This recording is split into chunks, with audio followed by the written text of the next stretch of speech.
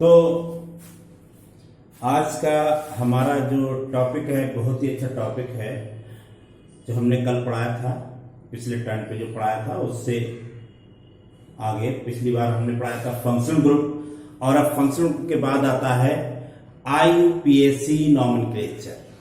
ठीक है, बहुत ही इंपॉर्टेंट टॉपिक है IUPAC नॉमेनक्लेचर, और बहुत ही अच्छे से आपको ये समझना है। तो हम देखते हैं कि क्या है IUPAC नॉमेनक्लेचर।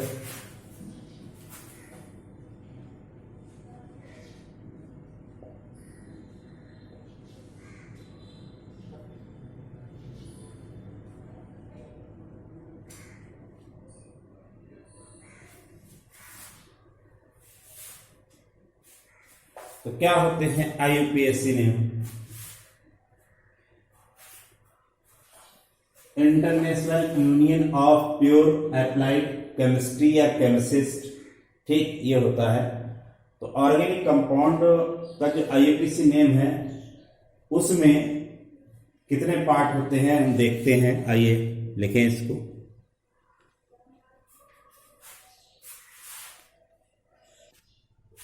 अब इसमें भी पहला होता है प्रीफिक्स, दूसरा होता है वर्ड रूट, और तीसरा होता है सफिक्स।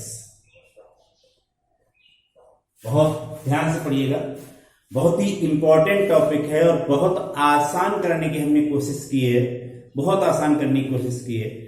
तो ये 3 पार्ट में डिवाइड होता है, प्रीफिक्स, वर्ड रूट और सफिक्स। इसमें भी जो आपका प्रीफिक्स है, इस प्रीफिक्स में 2 पार्ट होते हैं, एक प्राइमरी प्रीफिक्स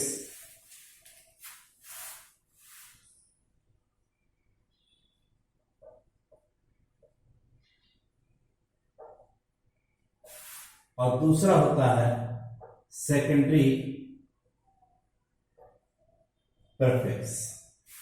वर्ड रूट में कोई टाइप नहीं होते हैं, ऐसे ही सफिक्स में भी 2 टाइप हो जाते हैं, एक प्राइमरी सफिक्स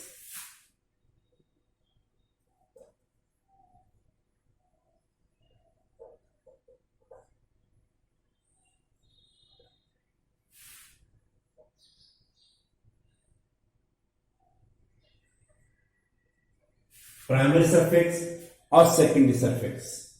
ठीक, इसमें देखो, हमें इसमें लिखाने की कोई फायदा नहीं कि कौन सा इसकी डेफिनेशन, मतलब कहाँ इस्तेमाल करते हैं। आप इसको समझते जाएंगे एक के बाद एक, तो क्लियर समझ में आएगा, कोई दिक्कत यहाँ पे नहीं होगी। तो इसकी डेफिनेशन वगैरह लिखाना बेकार है।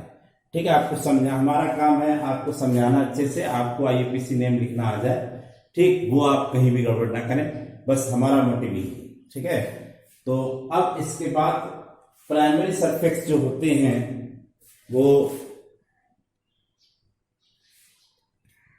तो इसमें प्राइमरी सफिक्स में आपका साइक्लो आता है। ठीक है, साइक्लो।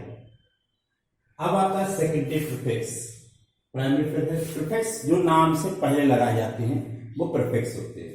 तो इसलिए हम नाम के पहले लेके चल रहे हैं, ना कि पहले चलना चाहिए, लेकिन फिर भी हम ये चल रहे हैं, आपको याद कराना है। अगर कहीं फ्लोरो कहीं मिल जाएगा, तो कहीं F मिल जाएगा तो फ्लोरो लगाएंगे, कहीं Cl मिल जाएगा क्लोरो लगाएंगे, कहीं Br मिल जाएगा तो ब्रोमो लगाएंगे, कहीं I मिल जाएगा तो आइटो लगाएंगे, NO2 मिल जाएगा नाइट्रो लगाएंगे।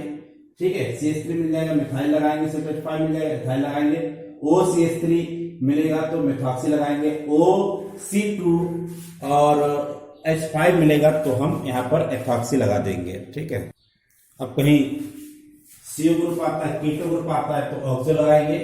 कार्बोक्सिलिक ग्रुप अगर कहीं आता है साइड चेन में आते हैं तो हम कार्बोक्सी लगाएंगे, और CN आएगा तो साइनो लगाएंगे, NH2 लगाएंगे तो अमीनो लगा देंगे, SO3H है तो सल्फर लगा देंगे। जब ये सेकेंडरी प्रीफिक्स में होंगे तब इनका हम ये लगाएंगे, मतलब ये मेन फंक्शनल ग्रुप इस वक्त नहीं है, ये साइड चेन में है तो हम ये लगाते हैं। ठीक, तो हमारा प्राइमरी प्रीफिक्स हो गया और सेकेंडरी प्रीफिक्स हो गया। अब आता है वर्ड रूट जो होता है, ये जो होता है वर्ड रूट जो होता है, ये मेन चेन में जब ऑर्गेनिक कंपाउंड आप लिखते हैं तो सिलेक्ट करते हैं मेन चेन, उसमें नंबर ऑफ कार्बन एटम्स को बताता है कि कितने हैं, ठीक है, number of carbon atom represent करता है।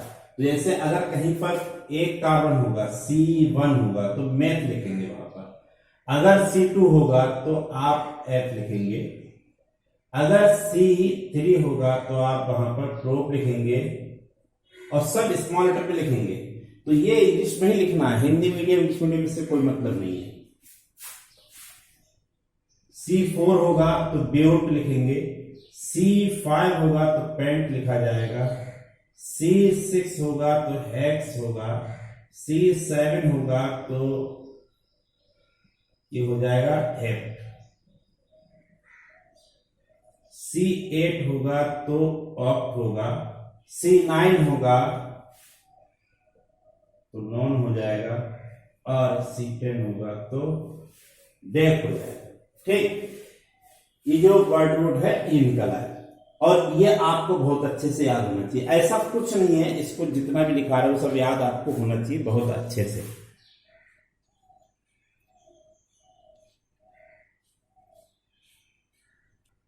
अभी जो हमारा प्राइमरी प्रीफिक्स है ये बताता है कि कार्बन कार्बन के बीच सिंगल बॉन्ड है, कार्बन कार्बन के बीच डबल बॉन्ड है, कार्बन कार्बन के बीच ट्रिपल बॉन्ड है। अगर कार्बन कार्बन के बीच सिंगल बॉन्ड है तो आप लगाएंगे एन, अगर कार्बन कार्बन के बीच डबल बॉन्ड है तो आप लगाएंगे इन, और अगर कार्बन कार्बन के बीच ट्रिपल बॉन्ड है तो आप लगाएंगे आइन। ठीक, तो ये 3 इसमें जाते हैं। अब ये जो हमारा हो गया प्रीफिक्स में, अगर कार्बन कार्बन के सिंगल बॉन्ड है तो क्या लगाते हैं एन, और ये कार्बन कार्बन के बीच डबल बॉन्ड है तो इन, और कार्बन कार्बन के बीच अगर ट्रिपल बॉन्ड है तो आइन। ठीक, उसके बाद सेकेंडरी सफिक्स में फंक्शनल ग्रुप रिप्रेजेंट करते हैं और फंक्शनल ग्रुप में क्या क्या लगाते हैं तो इसकी एक लिस्ट हम अलग बना लेते हैं, इसको हटा देते हैं यहाँ से। ठीक है, ये लिस्ट अलग बना लेते हैं, इसके साथ नहीं। अब हम आपको बता रहे थे फंक्शनल ग्रुप के बारे में। तो जैसे फंक्शनल ग्रुप कहां पर क्या होता है, यहाँ हमने ऑलरेडी कंपाउंड लिखा, ये एल्कोहल है, एल्कोहल में OH होता है, ये हम पहले पढ़ा चुके हैं। ठीक है, इसके लिए जो हम लगाते हैं सेकेंड सफिक्स ऑल लगाते हैं, मतलब समझ लो किसके बाद लगाएंगे ये, जैसे एथेनॉल मतलब प्राइमरी सफिक्स के बाद लगा सकते हैं अगर आ रहा है तो। उसके बाद एल्डिहाइड CHO, ठीक, इसके लिए क्या लगाते हैं, अल लगाते हैं। कीटोन, इसके लिए क्या लगाते हैं, ओन, ठीक, ओन लगा देंगे। ये कार्बोक्सिलिक एसिड है, इसके लिए ओइक एसिड लगाते हैं। ये एस्टर है, इसके लिए OH लगाते हैं। और एनहाइड ये COCl अगर मिलेगा तो ऑयल क्लोराइड, ठीक है, ऑयल क्लोराइड, बाकी इसमें पहले जोड़ देंगे। CONH2 अमाइड, ठीक, फिर इसका नाइट्राइल लगेगा और ये है NH2 अमाइन। तो ये जो है लगते हैं आपके। अब इसमें एक चीज है, जैसे क्या हम जैसे कैसे लगाते हैं, जैसे हमने कहा ये CH3, ये हमारे पास CH3 लिखा हुआ, CH3OH लिखा हुआ है, यहाँ पर मान लो लिखा हुआ CH3OH। तो इसमें कार्बन है तो मेथ लगाएंगे, ठीक, कार्बन कार्बन सिंगल बॉन्ड तो A लगेगा और E हट के क्या लग जाएगा, ऑल लग जाएगा, तो क्या हो जाएगा, मेथेनॉल। अब हम डिटेल में कैसे लिखते हैं यह आपको अगले लेक्चर में बताएंगे। ठीक है, तब तक के लिए इतना याद करिए, तैयार करिए।